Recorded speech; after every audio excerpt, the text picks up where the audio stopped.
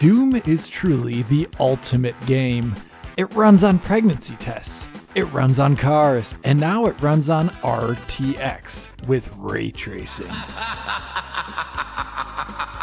So Team Surrendashev, maker of Serious Sam's path tracing, has brought out a ray-traced infused version of the original Doom based on PR Boom Plus. In today's video on Digital Foundry, I will go over the various effects and properties of this ray-traced Doom. I will look at how classic areas of the game now look with ray-traced lighting, and I will briefly touch on performance so you know what you can expect should you download this source port. But enough jibber jab for me, let's get right into the hellish world of Doom with ray tracing.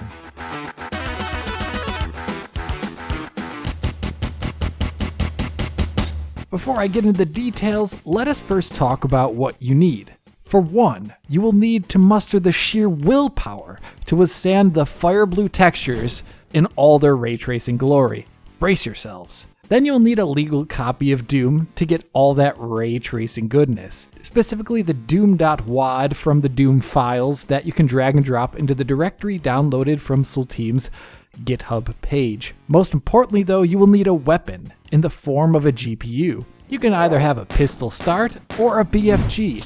Many GPUs will work as long as they are Nvidia ones, as Ray Trace Doom currently only supports Nvidia hardware. After combining all these things, you will have unlocked the full power of Doom running with ray tracing. But really, what the heck does that even mean?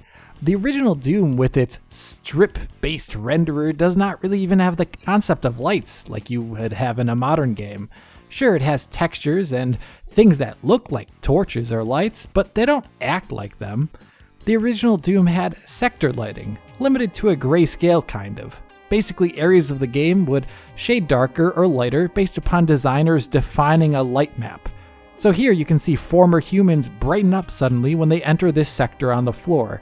It makes them look like the strip light texture on the wall there is lighting them up. These couldn't color sprites in the original version of the game, but they could strobe and flicker based upon designer definitions. Also, with careful placement and of course many hours of work, you could use this system to paint shadow lines to a degree, which is how you get these shadows here on E1M2. Beyond this, the original game had the concept of diminished lighting, where if you look down a hallway, for example, like you can see here, you can see it getting progressively darker and looking shaded in a kind of way as the hallway disappears into the distance. This effect of darkening into the distance moved with the player camera. As you can see, there's not really lighting going on in the original Doom, but a lot of clever designer mechanisms to make the sprites and textures appear lighter or darker if the designer puts in the time and effort. As a result, ray tracing Doom is not simple, and the developer had to be creative how to get lighting at all into the game. For example, they defined that the sky around the level now gives off lighting as an emissive surface. This is obvious on E1M1. If you look at that secret area out in the courtyard with the armor, the sky above is now a large light source, which lights up the courtyard below, and since it is ray tracing we're talking about here, that sky lighting also casts shadows from geometry obscuring the light, as you can see here. Depending on the sky box, the lighting will be gray as you see on E1M1, or it can be yellow tinged as it is on E4M1, which gives some intense Doom 64 vibes, and of course it can be hellish red in a 90s fashion like in E3M1. The emissive surface lighting concept also applies to pits of lava, which now cast light from their entire surface around the game scene in an orange hue, or pools of toxic waste which just wonderfully act as an ooze-colored area light, bathing scenes in lambent greens with soft shadows. Those are not the only light sources, of course.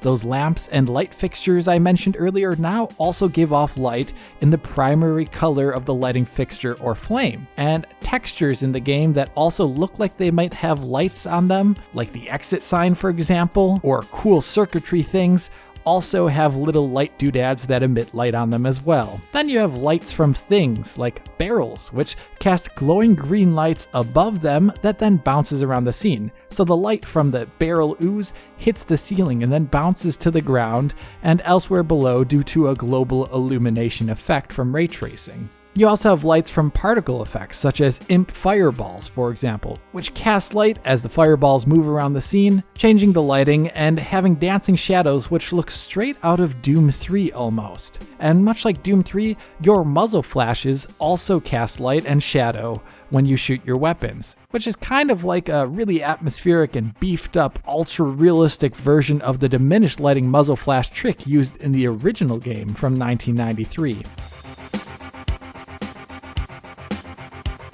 To make this new lighting work though at all, the game's textures, sprites, and assets had to be given material properties so that light could propagate around the game scenes in an at least consistent and somewhat logical manner. The materials though are really simple. For example, this hexagonal stone pattern on the floor in the original game is now different, and it has a normal map applied to it, so the recesses look recessed and slightly darker, and the tiny imperfections on its surface now stand out to a degree. It is also reflective of light, so you can see the light source reflected in a stretched out manner on its surface. You also have metal panels like here, which in the original are just a gray texture, and now in the ray trace lighting version, they're reflective, and you can see a very dull reflection of the room around us. The materials in general, though, I would say are subtle, and usually textures tend to look rather matte in my experience when you're just running around. As a part of these materials, some surfaces have been given special attention. Water, for example, in all of its rarity in Doom, like you can see here on E3M2, is now a fully reflective surface with stretchy reflections of the surroundings. Perhaps one of my favorite changes though is how this same reflective effect was added to blood pool textures, which likewise now reflect the environment around them.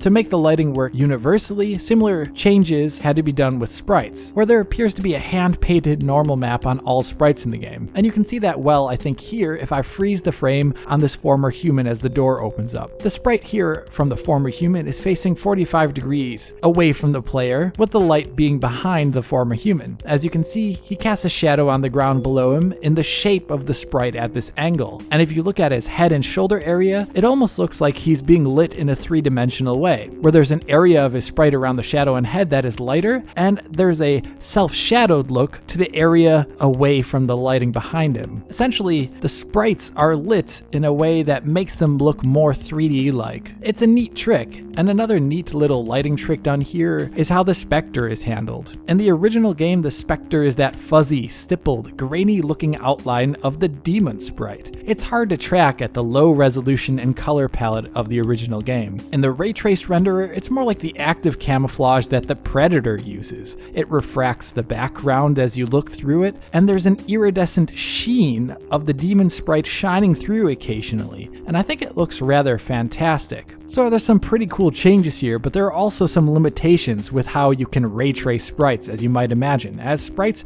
rotate to face the camera often, especially in Doom. You can see that with this corpse on the floor here. In the ray trace lighting, its shading and shadowing changes based upon the camera's orientation toward it. So the ray traced renderer is limited in aspects based upon how Doom actually functions. And this applies to the lighting as a whole, as ray traced Doom is more or less limited to the original assets and lights in a systemic manner based upon those original assets. There are some limitations to that. Many areas of the original Doom are completely bare of assets for the most part and don't have sprites or textures in them which would be considered lights. Such scenes often relied fully on diminished lighting. Such areas in Doom, like you can see here, tend to look a bit barren and grayscale, I would say. As you can imagine, Doom with ray tracing can't do much in these areas. So as you can see here, this area from episode 3, map 7, is nearly pitch black in Doom with ray tracing. There are not many surfaces in this scene which would give off light based upon the systemic way the game tags emissive light surfaces. Same with that hallway I showed off earlier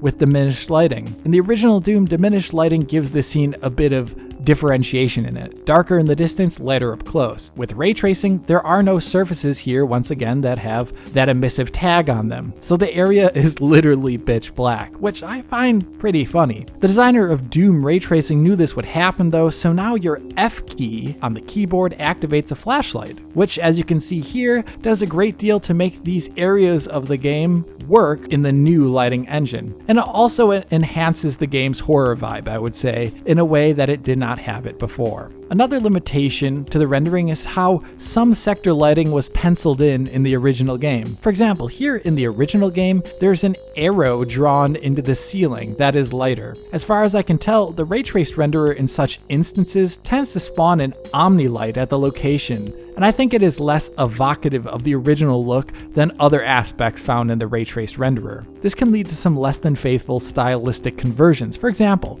here's this scene in the original game where I enter this secret area, and the only real discernible light is on the sector where the pedestal is with the chainsaw. The rest of the area is dark, so I have trouble telling pixel from pixel, and I fire blind a few times into this darkness as I still think there are some enemies here after I've killed them. This is classic Doom panic fire into the dark. If I play back that demo in the new ray trace lighting, the lighting in the room is now rather different, as that sector spawned an omni light instead. We can now see the enemies in the room quite clearly actually, and my panic fire looks downright hilarious. This is not an ultra common occurrence necessarily, but the ray trace lighting definitely has limitations in recreating the original ambiance of Doom at times, as the original Doom didn't have a consistent lighting engine in the modern sense.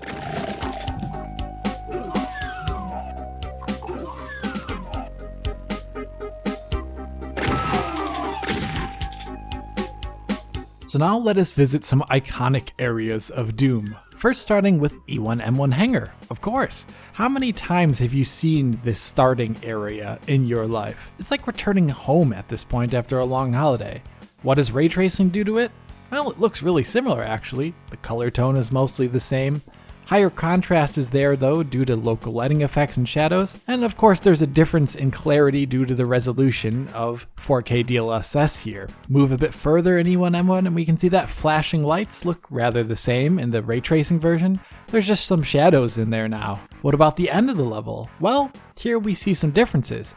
Not all the flashing lights are maintained in the ray tracing renderer, so this scene looks different, on top of the lighting from the barrels which can change the mood of some scenes. Speaking of which, how about this iconic area of E1M3? You know this one, the key that turns off the light and unleashes the imps from behind the door. It looks pretty similar with the light on, but as the key is activated, we can see how the glow of an unexploded barrel on the right hand side kind of spoils the jump scare a little bit here. Of course, without the barrel being there, the scene is rather similar and rather moody in its own right actually. Okay, enough of that. How about episode 2, map 1, The Shores of Hell? This room with the upside down cross is seared into my brain meat. How does it look with ray traced lighting? Well, that's pretty cool. The red block texture making it up is tagged emissive, so you get this brutal neon look to the area.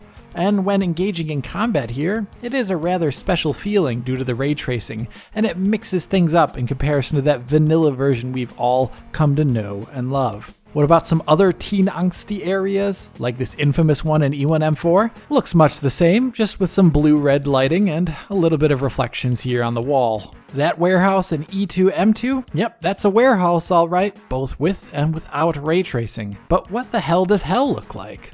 I always loved this hallway of broken brick in E3M4 Unholy Cathedral. With the ray trace lighting, it looks downright satanic. I love this. Those weird fleshy textures in E3M4? Yeah, they look extra fleshy now due to the specular lighting on them. This, where you fight the spider mastermind? Well, this one looks quite different due to the color of the sky changing the lighting of the entire level. More hellish than it was before, but rather single-toned without that complementary colors from the green textures here.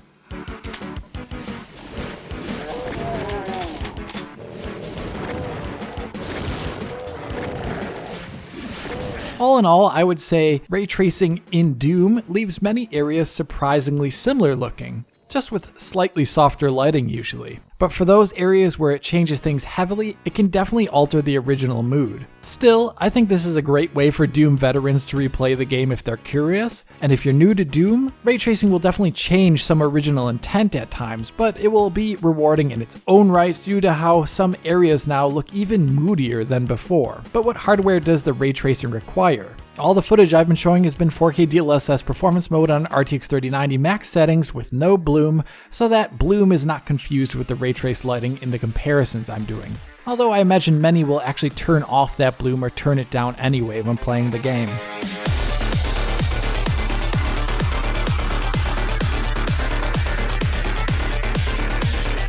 To get DLSS working, you have to separately download and add a DLL and drop it into the game folder for it to work in-game. If you're not too fond of the hyper-sharp look of DLSS at high res, the game also ships with a CRT shader, which downsamples the game to a pixel density similar to the game's original release, but with a bunch of blur and color fringing. It's interesting and I like the idea of downsampling the game, but be careful as the CRT shader can cost a bit on the GPU. In terms of options for tweaking ray tracing, you can adjust which lights get global illumination, starting with GI from all lights, GI from just polygonal lights, and then, as far as I can tell, one bounce essentially means little to no GI. Turning off GI from all lights turns off global illumination from lights like these here, so now the shadow is near pitch black, and there's very little light coming from elsewhere. This saves a hefty 30% performance. Turning down to that one bounce setting essentially gives the game little to no GI at all, and takes away GI from lights such as these on the barrels. So the ground below the barrels no longer has light bounce from that barrel lighting on it. This saves less performance but still a hefty 18%. The other settings like muzzle flash I would not touch, as adjusting this leads to visual errors in my testing. My recommendation is for GPUs that are 2070 and above to use GI from all lights, and GPUs below that should try to just have GI from polygonal lights. To give you a sense of the scaling, here's how the game runs at my recommended settings on an RTX 2060 Ryzen 5 3600 at 1080p DLSS balance mode. It's always above 60 FPS, really smooth, absolutely zero hitches, no issues whatsoever, and genuinely nice image quality thanks to DLSS. The only occasional oddness comes from DLSS in areas of extreme contrast, like you can see here with the imp moving out of the shadow here, but that's pretty rare. There are of course other rarer image quality issues that can occur due to real-time ray tracing, but they're few and far between. So really, with proper setting concessions and reasonable resolution constraints, you can even get something like a 2060 to run Doom with ray tracing rather well.